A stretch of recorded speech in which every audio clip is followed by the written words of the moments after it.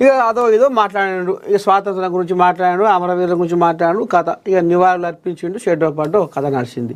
Bharat game చేంజర్గా Telangana ప్రపంచానికి ఆదర్శంగా నిలిచేలా అభివృద్ధి చేస్తాం. రైతులు, మహిళలు, యువత భవితకు పెద్దపీట వేశాం.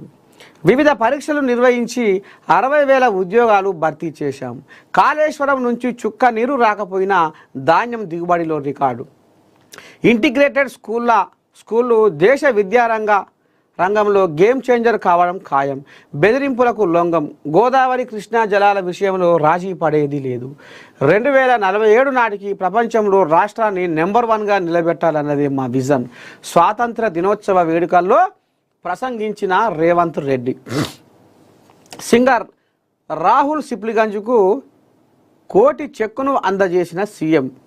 ప్రపంచ వేదికపై తెలంగాణ నెంబర్ 1గా నిలబెట్టే వరకు శ్రమించబోమని ముఖ్యమంత్రి రేవంత్ రెడ్డి స్పష్టం చేశారు. మనసుంటే మార్గం ఉంటుందన్న సూక్తిని బలంగా విశ్వసిస్తానని మాకు సంకల్పం ఉందన్నారు. అందుకు అవసరమైన విజన్ తీసుకెళ్లడానికి కృషి చేస్తున్నామన్నారు. ప్రజల అండతో లక్ష్యం చేరుకునే వరకు విశ్రమించమని గోల్కొండ వేదికగా స్వాతంత్ర్య దినోత్సవ వేడుకల సందర్భంగా ముఖ్యమంత్రి ఉద్ఘాటించారు. 79వ స్వాతంత్ర దినోత్సవ వేడుకల సందర్భంగా గోల్కొండ రాణి మహల్ లాన్స్లో ముఖ్యమంత్రి గౌరవ వందనం స్వీకరించి జాతీయ పతాకాన్ని ఎగురవేశారు. తెలంగాణ రాష్ట్ర గీతాలాపన సమ్మాన్ గాడ్స్ కవాతు అనంతరం రాష్ట్ర ప్రజలను ఉద్దేశించి ముఖ్యమంత్రి ప్రసంగించారు. ప్రజాప్రభుత్వం అధికారంలోకి వచ్చిన తర్వాత రోజు నుంచి చేపట్టిన అభివృద్ధి కార్యక్రమాలు, సంక్షేమ పథకాలతో పాటు తెలంగాణ సమగ్రాభివృద్ధికి భవిష్యత్తు ప్రణాళికను ఆవిష్కరించారు. ఫ్యూచర్ సిటీ అంటే రేవంత్ గుర్తొచ్చేలా నిర్మిస్తా, అపోహలొద్దు, మీ పెట్టుబడులకు నాదే భరోసా.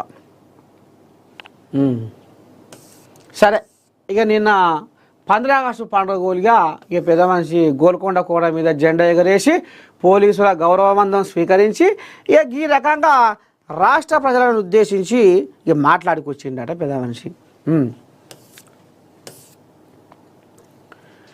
ఎర్రవల్లి ఫామ్ హౌస్కు కవిత ఫ్యామిలీతో కలిసి కేసీఆర్ వద్దకు.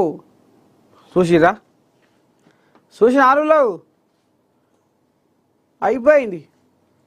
కవితమ్మకు అయ్యకు షెడ్ అది విప్లవం పుట్టింది. పచ్చగడ్డేస్తే బగ్గుమంటుంది. ఇక వీళ్ళు దండగా ఏదో అయితట్టే ఉంది.